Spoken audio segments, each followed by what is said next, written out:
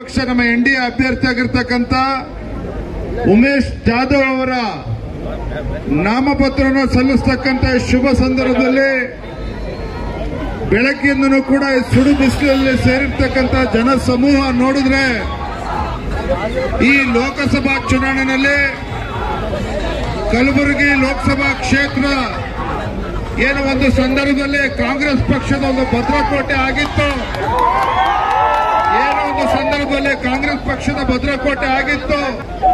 ಮತ್ತೊಮ್ಮೆ ಕಾಂಗ್ರೆಸ್ಸಿನ ಭದ್ರಕೋಟೆ ಛಿದ್ರ ಆಗೋದ್ರಲ್ಲಿ ಯಾವುದೇ ಅನುಮಾನ ಇಲ್ಲ.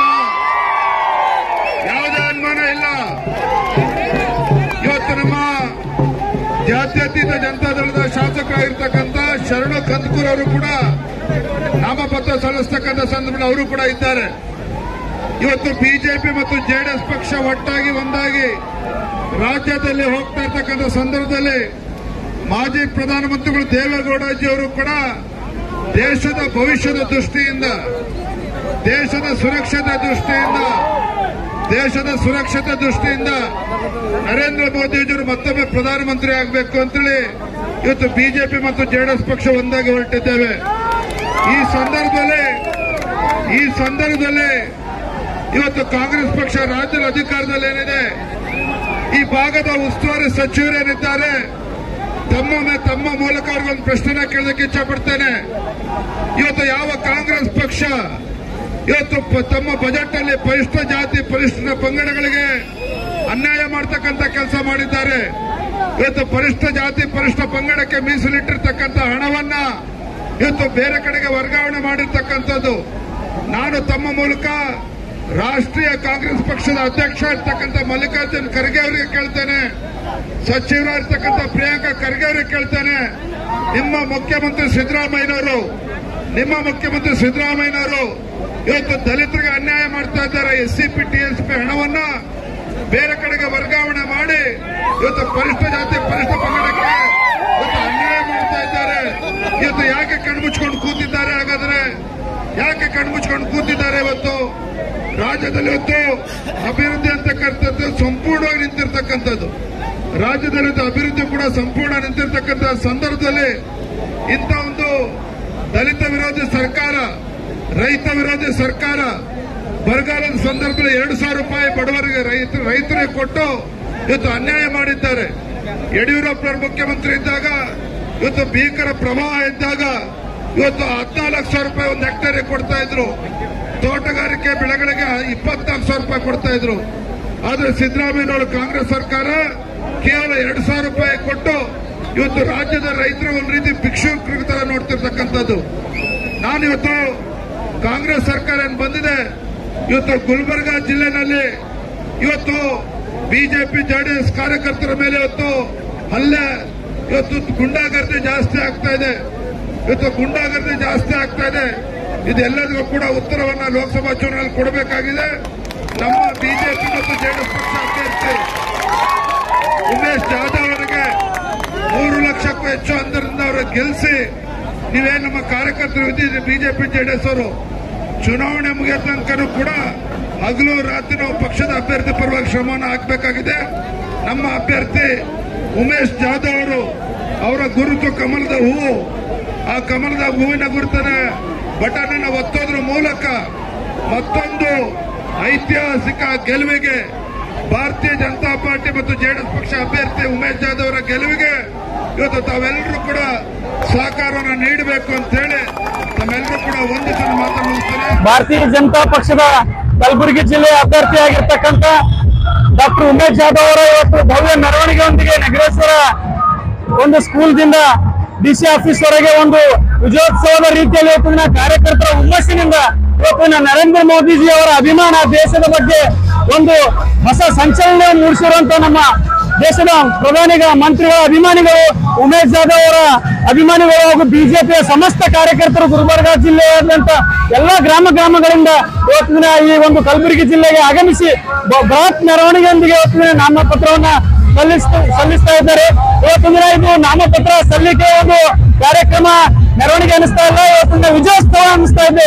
ಡಾಕ್ಟರ್ ಉಮೇಶ್ ಜಾಧವ್ ಅವರು 2 ಲಕ್ಷ ಮತಗಳಿಂದ ಈ ಒಂದು ಕಲಬುರಗಿ ಜಿಲ್ಲೆಯಲ್ಲಿ ಪ್ರಚಂಡ ಬಹುಮತದಿಂದ ಆರಿಸಿ ಬರ್ತಾರೆ ಅಂತ ಹೇಳಿ ಎಲ್ಲರೂ ಒಮ್ಮತದಿಂದ ಇವತ್ತಿನ ಕಾರ್ಯಕರ್ತರು ಒಗ್ಗಟ್ಟಿನಿಂದ ಕೆಲಸ ಮಾಡ್ತಾರೆ ಅಂತ ಈ ಸಂದರ್ಭದಲ್ಲಿ ಹೇಳಬಯಸ್ತೇನೆ. ಸಿದ್ದು ಮಾನ್ಕರ್, ಬಿಜೆಪಿ ಪ್ರಕೋಷ್ಠ ಜಿಲ್ಲಾ ಸಂಚಾಲಕ. ಓಕೆನಾ?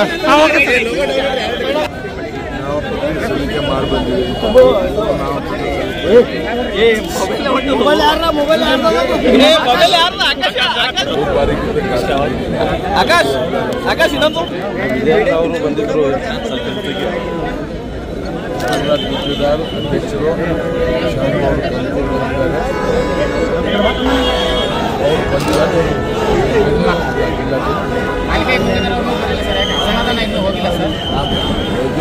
ಸಮಾಧಾನ ಇಲ್ಲ.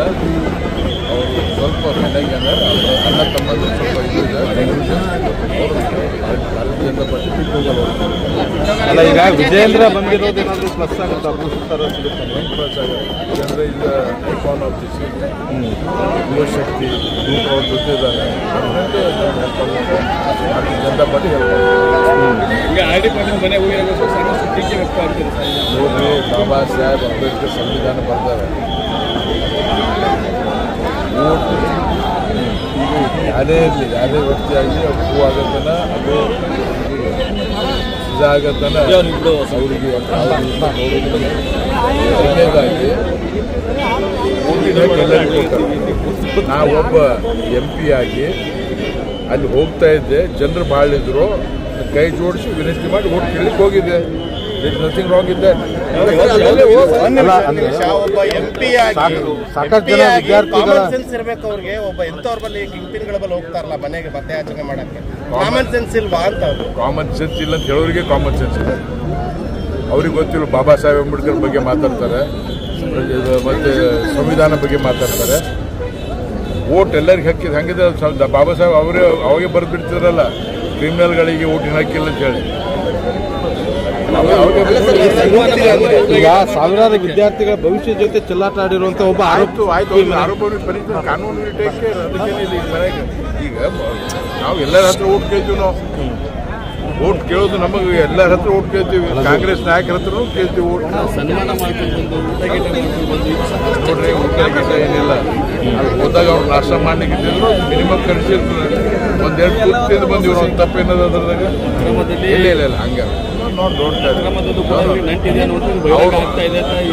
ನೋಡ್ರಿ. ಸರ್ಕಾರ ಅವ್ರದ್ದಿದೆ, ಇಮಿಡಿಯೇಟ್ಲಿ ಎನ್ಕ್ವೈರಿ ಮಾಡಿ ಯಾರು ತಪ್ಪು ಮಾಡ್ಬೋದು ಹಾಕ್ಸ್ಬೇಕು, ಪನಿಷ್ಮೆಂಟ್ ಕೊಡಿಸ್ಬೇಕು, ಜಜ್ಮೆಂಟ್ ಕೊಡಿಸ್ಬೇಕು. ಅದಕ್ಕೆ ಯಾರು ಅಡ್ಡ ಬಂದಾರ? ಅದಕ್ಕೆ ಅದೇ ನನಗೆ ಸೇರಿಸಿ, ನಮ್ಮ ಅಪ್ಪಗೆ ಸೇರಿಸಿ, ನಮ್ಮ ಮನೆಯವ್ರಿಗೆ ಸೇರಿಸಿದೆ. ತಪ್ಪು ಮಾಡಿದ್ರು ಹೆದರ್ತಾರೆ. ತಪ್ಪು ಮಾಡಿದ್ರು ಯಾಕೆ ಹೆದರ್ತಾರೆ? ಏನು ಕಾನೂನು ಸರ್ಕಾರಕ್ಕೆ ಆಗಿದೆ ಅಂತ ಹೇಳಿ ಮಂತ್ರಿ ಮನೆ ಮಾಡ್ಲಿಕ್ಕೆ ಆಗ್ತದ? ಆಯ್ತು ಅವ್ರಿಗೆ ಹೇಳ್ರಿ, ಪ್ರಿಯಾಂಕ್ ಅವ್ರಿಗೆ ದಮ್ಮಿದ ನಮ್ಮ ಮೇಲೆ ಕೇಸ್ ಮಾಡಿ ಎನ್ಕ್ವೈರಿ ಮಾಡ್ಲಿಕ್ಕೆ ಹೇಳ್ರಿ. ಬೇಕಾದ್ರೆ ಯಾಕೆ ಎಲೆಕ್ಷನ್ ಈಗ ಎಲೆಕ್ಷನ್ ಚಾಲು ಮಾಡಿಸ್ಲಿ ಎನ್ಕ್ವೈರಿ ಅದಕ್ಕೇನು ಬೇಡ ಅಂತಾರೆ. ಅದೇ ಕಾನೂನಿಗೆ ಅಡ್ಡ ಬರ್ತಾನೆ ಯಾರಿಲ್ಲ. ಎಲೆಕ್ಷನ್ ಹಾಕಿ ಅಂದ್ರೆ ರಿಸಲ್ಟ್ ಬಂದ್ಮೇಲೆ ನೋಡೋಮಂತಾರೆ. ಚಾಲೆಂಜ್ ಮಾಡ್ತಾರೆ